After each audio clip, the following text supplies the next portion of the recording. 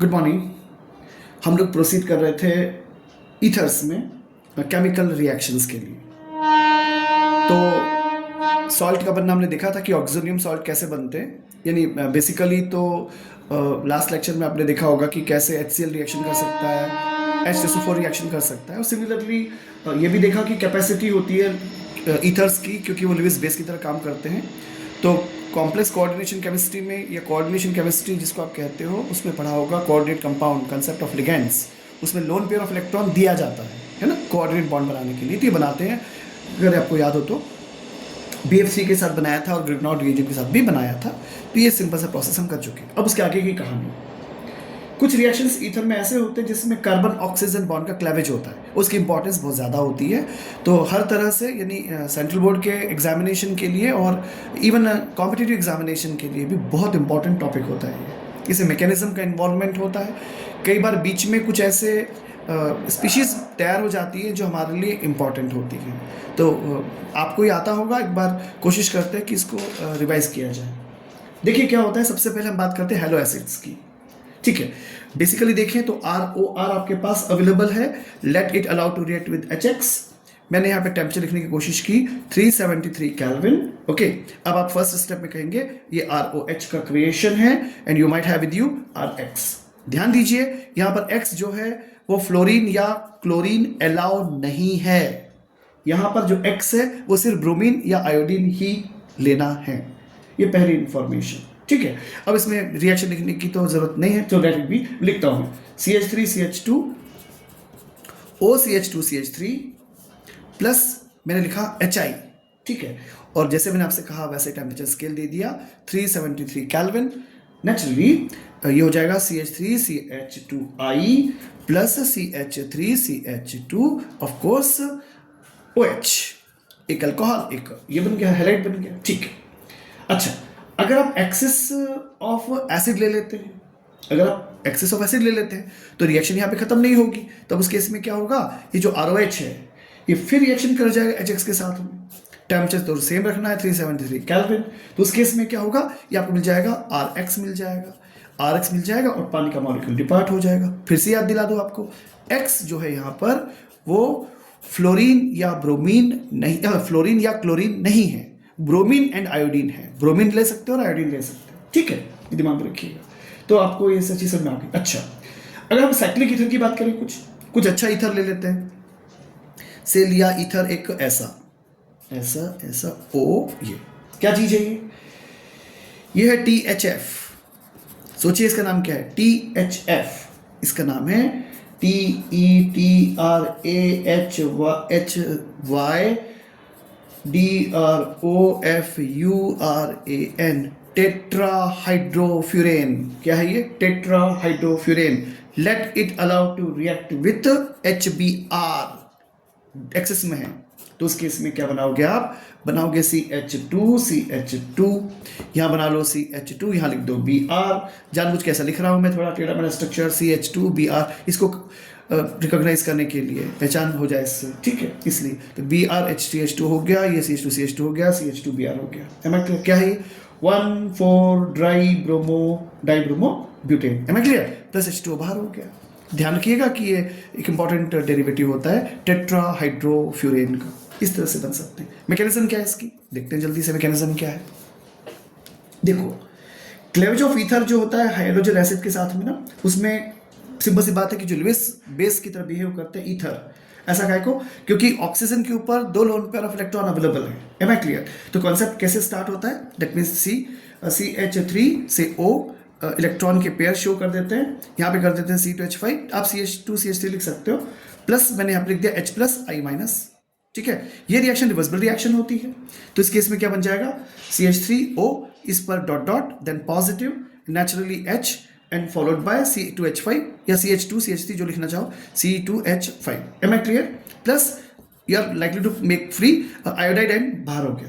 ये क्या बन गया, ऑक्सोनियम आयन बन गया। क्या बन गया, ऑक्सोनियम आयन बन गया। ये रिएक्शन जो HBr के साथ होती है, इसमें ध्यान देना अच्छी तरह से कि HBr या HI ही ले सकते हो, because they are sufficiently acidic. Don't take HCl और HF तो खैर हो ही नहीं सकता, HCl भी नहीं, HBr और HBr या HI, because they are sufficiently acidic. आगे दूसरा कहानी, अब क्या होता है, अब ये कहानी होता है कि जो I माइनस था ये अटैक करता है किस पर, CH3O डॉट डॉट प्लस, इस पे H है, इस पे है C2H5, ठीक है, और ये रिएक्शन होती है SN2 मैकेनिज्म, ये रिएक्शन होती है स्लो। अब याद होगा शायद आपको थोड़ा सा चैप्टर 1 का, यानी हेलोल्केन्स का, यहाँ पे लगा देंगे हम आयोडीन, यहाँ पे चलेगा डॉट डॉट डॉट डॉट, यहाँ लिखेंगे CH3, यहाँ लिखेंगे डॉट डॉट डॉट डॉट, यहाँ लिखेंगे O, यहाँ आएगा दो जो है वो इलेक्ट्रॉन हो गया, प्लस हो गया, इसके ऊपर लिख देंगे H, फिर लिखेंगे बॉन्ड बनाएंगे C2H5, ठीक है। क्या है ये, ट्रांजिशन स्टेट है, और ट्रांजिशन स्टेट जो है वो कन्वर्ट हो जाएगी CH3I में प्लस CH3CH2OH में, ठीक है। इस तरह से ये प्रोसेस होती है। और ध्यान दीजिए, जब एक्सेस ऑफ HI लेते हो, जब आप एक्सेस ऑफ HI लेते हो उस केस में क्या, जब आप एक्सेस में HI लेते हो उस केस में ऐसा कि CH3CH2O बॉन्ड बनेगा H प्लस I माइनस, ये रिवर्सिबल रिएक्शन होती है CH3CH2O, वही फिर से एक बार प्लस इसके साथ यहाँ पे H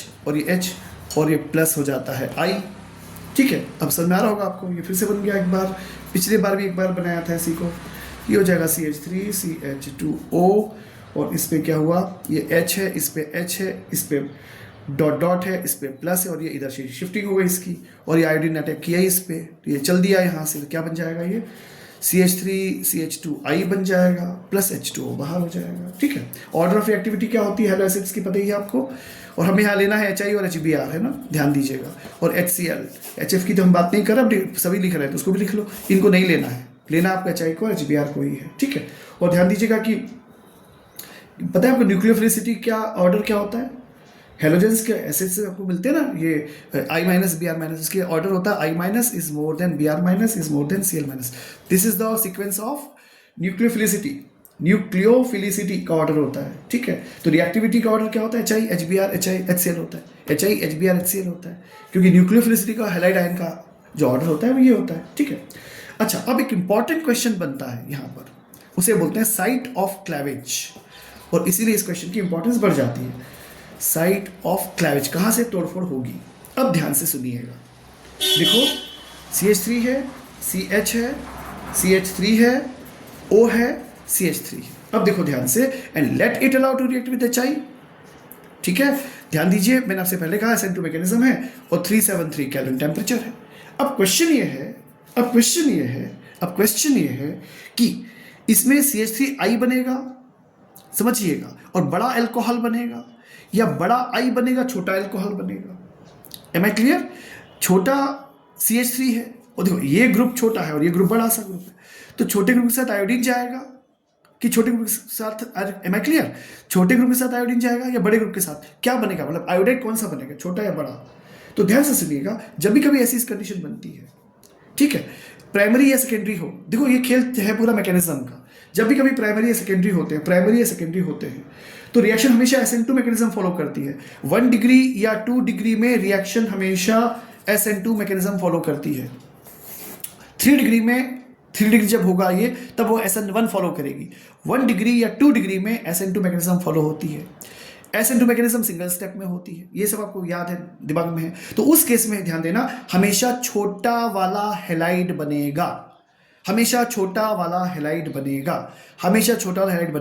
1 डिग्री 2 डिग्री में छोटा वाला हैलाइड बनेगा, ठीक है ना। यानी इस केस में आंसर क्या होगा, अगर आप इसमें ट्रांजिशन स्टेट बनाओ तो बना सकते हैं CH3 CH फिर CH3, यहाँ पे ऑक्सीजन, इस पे एक हाइड्रोजन, इस पे 2 इलेक्ट्रॉन, इस पर पॉजिटिव चार्ज, और फिर इस पे इधर से CH3, और इस पर अटैक किया किसने, I माइनस ने अटैक किया इस पर, इधर शिफ्ट हो गया, ये CH3 जाएगा और ये I जाएगा। अल्टीमेटली आपके पास होगा CH3I प्लस आप बनाओगे CH3CH और ये OH। M I clear? फिर से रिपीट कर रहा हूँ, 1 डिग्री 2 डिग्री में SN2 मैकेनिज्म फॉलो होती है। उस कंडीशन में हमेशा छोटा वाला अल्काइल जो होगा वो आयोडाइड बनाएगा। लेकिन जब ऐसा हो 3 डिग्री खेल हो, जब गेम हो 3 डिग्री का।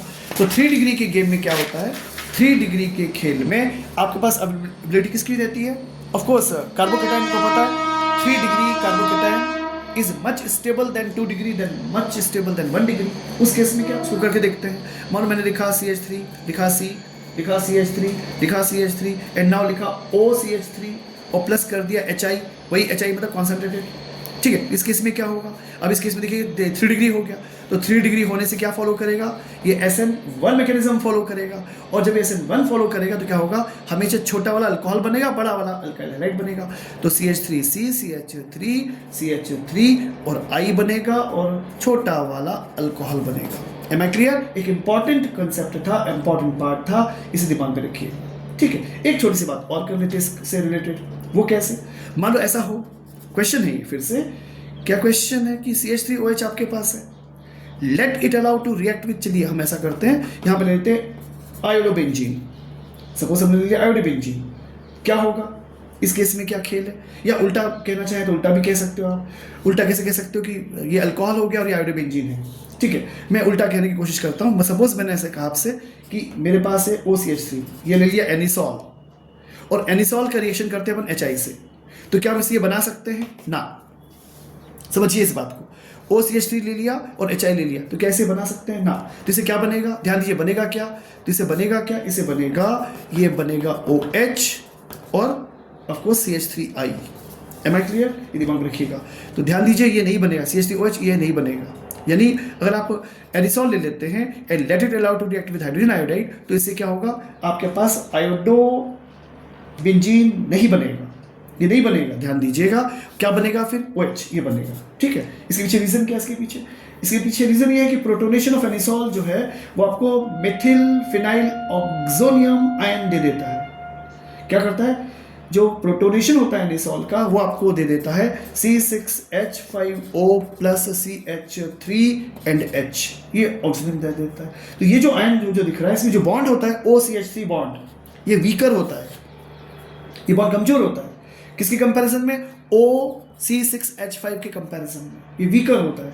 और वीकर होने के कारण से क्या होता है, नेचुरली ये टूट जाएगा, नेचुरली बॉन्ड टूट जाएगा। अच्छा, इसकी एक और इंपॉर्टेंट बात है, पार्शियल डबल बॉन्ड कैरेक्टर पाया जाता है रेजोनेंस के कारण। तो इस कारण से क्या होता है, और भी मजबूत sp2 हाइब्रिडाइजेशन पाया जाता है।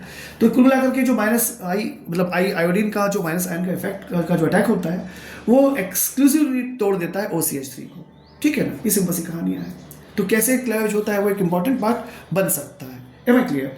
इसी पार्ट में आप आगे चाहे तो एक और चीज़ सीख सकते हैं, लेंथी लेक्चर नहीं हो जाए और कुछ नहीं।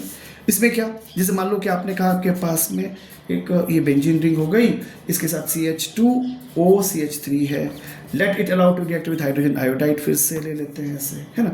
अब इस केस में क्या रिवर्सिबल प्रोसेस है, ध्यान देखो मैं क्या लिख रहा हूँ, -I माइनस और +I माइनस कर रहा हूँ। समझिए कि मैंने क्या लिखा है, अरे कुछ नहीं, रिवर्सिबिलिटी को शो किया है।